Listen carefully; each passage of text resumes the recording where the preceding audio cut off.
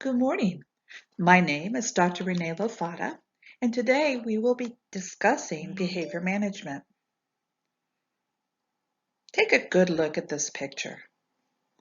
Yeah, I think this can happen at school, but why don't we talk about home as well as school, especially since children are now at home due to the COVID-19 virus. Now, in looking at this picture, just think it could be you. It could be you at home. It could be you at school. How you respond will actually determine what you will get back. And I'd like to go into how it works. I want to talk a little bit about personal boundaries. When you look at the child that's on the left or the adult, the child has no boundaries. And with no boundaries, a child, especially developmentally, since that's the time they are developing, will feel overwhelmed and not be able to develop that identity or self-esteem in a healthy, positive way, because the child will feel overwhelmed with all this external stuff, such as flattery, negativity, anger, other people's fears, other people's projections, attacks, all getting into that child's ego. And the child can be very overwhelmed. They're absorbing all this like a sponge without boundaries. So anything that's negative is definitely going to get in. Now, let's move over to the right-hand side where that child looks like they're surrounded by a steel wall. Well, it is. It's all boundary. Nothing gets in and nothing gets out. Again, in a situation like this, that child isn't able to have human contact because they won't let any of it in. Even if you love that child and you want to talk to them or nurture them, they've already got that wall up towards you. And by the way, they have a hard time trusting. Therefore, that wall doesn't come out or down for others either. So when that happens, the child or the adult can feel very lonely or empty and definitely feel a lack of self-worth. This is a great chart to be able to discuss a summary of 10 needs. These are responses to a child's needs. And just know the children are very much need-based, and they usually want immediate satisfaction of those needs. But let me go through this. The need, for example, for acknowledgement. Well, if a child cannot really delay their behavior and they want it immediately, they will often pester you for that acknowledgement. But if a child's need goes unexpressed, they often will withdraw from that need for acknowledgement. And if a child finds that that need for acknowledgement is often frustrated, the child will tend to rebel in order to eventually get that need met, whether positive or negative. And it's the same thing as you go down the list. For example, if a child needs to have structure, well, if they need it right away, they really want that consistency. They demand it. They want that consistency. They want those schedules. They really need those. If a child's need for structure is unexpressed, the child may very well resist change. Or if the child's need for structure is frustrated, oftentimes they may create chaos in the classroom or at home. They want it now. And just know that's kind of normal, typical behavior of children. They want it now. It's how we respond to that need and how we teach our children to respond to their needs. That is very important. Now, here is a process, and I say it's pretty internal. And if we're familiar with this little structure here, we'll kind of understand what goes into it. So, for example, if I have a thought, say I'm a child, and I'm hungry, my thought is, I'm hungry. The feeling that I have after that thought is, I feel hungry. I feel anxious. I want to eat something. So then I go to doing. Well, okay, my feeling is I just want to eat something. I feel that. I'm hungry. Therefore, I do, and I go get something to eat. All that seems to be an easy process.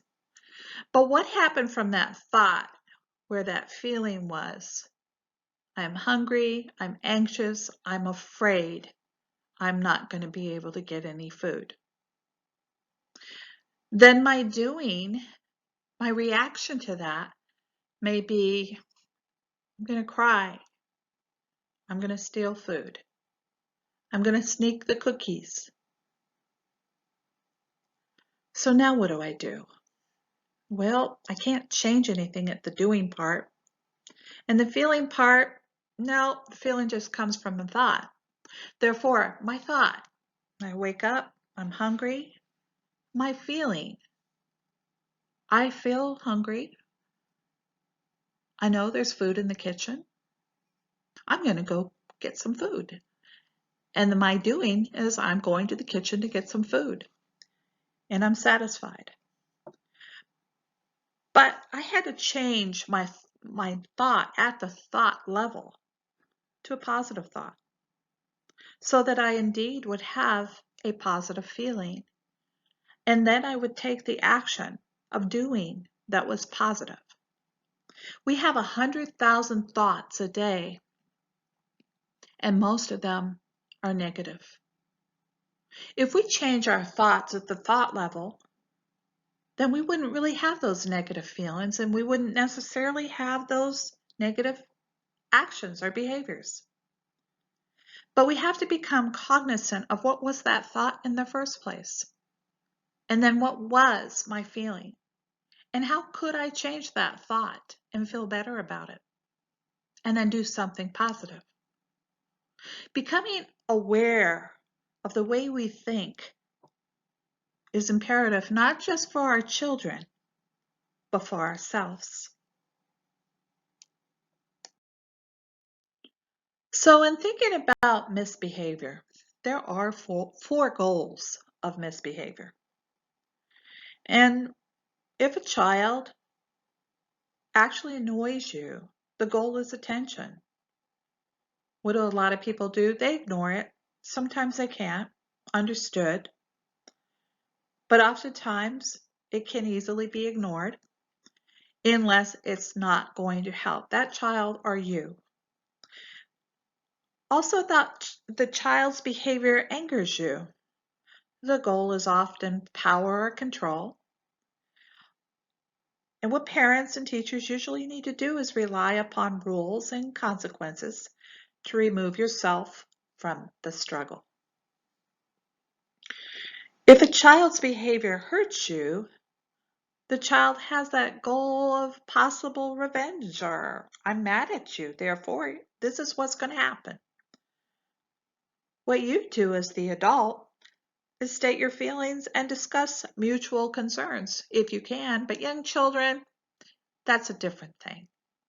That's where you usually put down some firm boundaries, but you don't use a lot of words. You just use numbers. I'll explain more later. If a child's behavior makes you feel despair, the goal is to display inadequacy. That's the child's goal. And in doing that, you have to see it for what it is. As an adult, you would find a way to encourage and empower the child. In childhood, there are manipulations. There are ways to get our needs met. There are ways to get our demand and feel in control met. And right now I'll go over 6 manipulations that can be both learned and reinforced in childhood. And in parentheses, you'll see what that means as an adult if you carried it into adulthood. Badgering is repeated questions such as, why can't I? How come? Why not now? It is an eternal series of complaints and gripes. If this works for the child is reinforced to continue badgering. And oftentimes I see adults as interrogators because it works so well for them. The second childhood manipulation would be intimidation. And that's where a child can be very angry. They throw temper tantrums, they yell, they bang doors, they throw a lot of things, they can break things or damage property. And again, as an adult, if this worked for you, oh, I forgot to say, bullying too. If it worked for you, many adults become intimidators. Threats is the third one. And a child would say, use dire consequences will ensure, they'll let you know that, unless you, as the adult, change your behavior. They could say, I'll never talk to you again.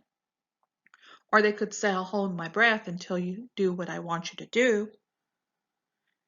And oftentimes a child will continue to do that. And adults, if it worked for a child for several years, an adult usually has integrated that into their repertoire of behaviors, and they tend to go aloof on threats. The next one is martyrdom. If you see a child crying, pouting, looking sad or depressed, sitting in a closet, designed to make you as the adult to feel guilty. And if it worked for the child as an adult, you could actually become a poor me, where you crave sympathy. The next one is sweetness and light. And that's where sudden sweetness of affection. They may promise nice things, hug or kiss you, say I love you. And if this works, it's always nice to hear, but is it real? Is it real or is it used as a form of manipulation? I want my way, therefore I will flatter you. The last one and most drastic form of testing is usually physical. And that's usually the less frequent. It includes physically attacking you or running away from you. And as an adult, if this worked for you, well, you may have big problems. But one definite behavioral concern is becoming an intimidator. Negotiating usually offers a process where both sides can come away winners. Usually in getting possibly into a debate or a discussion with a child over what it is that they want right now, you probably want to be able to talk to them and say, what else can we do to make this be reasonable for you?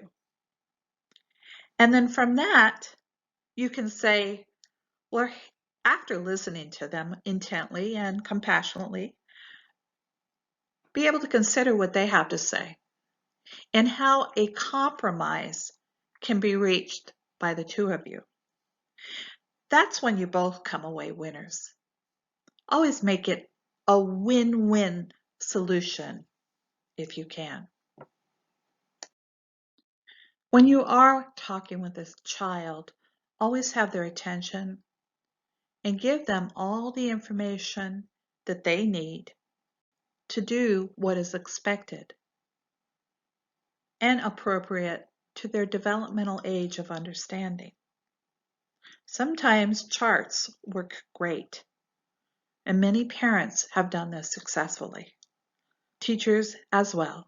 They may have charts in their classroom and rules, and those expectations are reinforced on a daily basis.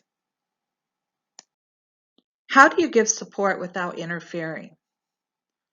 How do you put down boundaries? Well, through active listening, being there for your child, being present, not doing something else, multitasking, but sitting down with the child and listening to that child. And because you're so good at listening, you're also reflecting the message back to the child of your understanding of what the child is trying to say. The most important thing that you need to think about is avoid an argument. Avoid needing to be in control. Just understand what the behaviors are, what the situation is, and be able to assess what comes next. Another thing that a child needs is unconditional positive regard, not criticism, sarcasm, tone of voice raising, judgment. They really need that positive regard from you. And the last but not least is willingness for another to be separate. So often I see parents come into a meeting with teachers and administrators, and they will make excuses for their child, and then they'll talk about their behavior, their adult behavior, or what it was like when they were a child. Many parents or families that I have seen throughout the years will try to own those behaviors or think that they're responsible for a child's behaviors. Well, they're really responsible for a child's behaviors in helping that child to recognize them and to make better choices, as all adults are.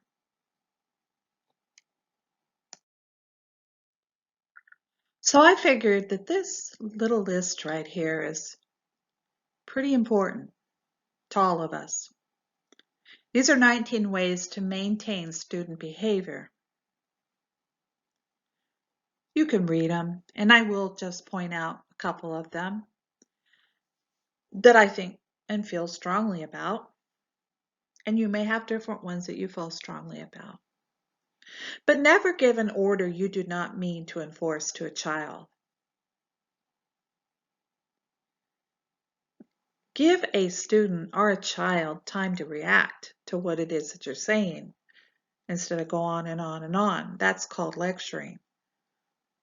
Give the child time to even see that that might be occurring, because the child's not always in the present moment. They could be in the future or the past. You really need to understand where that child is coming from. Be honest in what you say and do. Know that a child's faith in you is a great help. Be fair. It isn't punishment, but injustice that makes a child rebel against you. Try to be constructive, not repressive, in all dealings with children. Do not judge misconduct on how it annoys you. And do not take your personal feelings and prejudices out on the child. Do not lose your temper, because then the child has got that big splash from you, an emotion. They may try that again several times afterwards. Never hold a child up to public ridicule. It is the surest way to create a discipline problem. And an adult's will should never be pitted against that of a child. It is far wiser to give some simple directions that will be mechanically obeyed and pick up the reins of control in a quiet way. Please, in your spare time, go ahead, print this page out, read it, remember it. It will help. Praise is necessary, but praise is just not sufficient.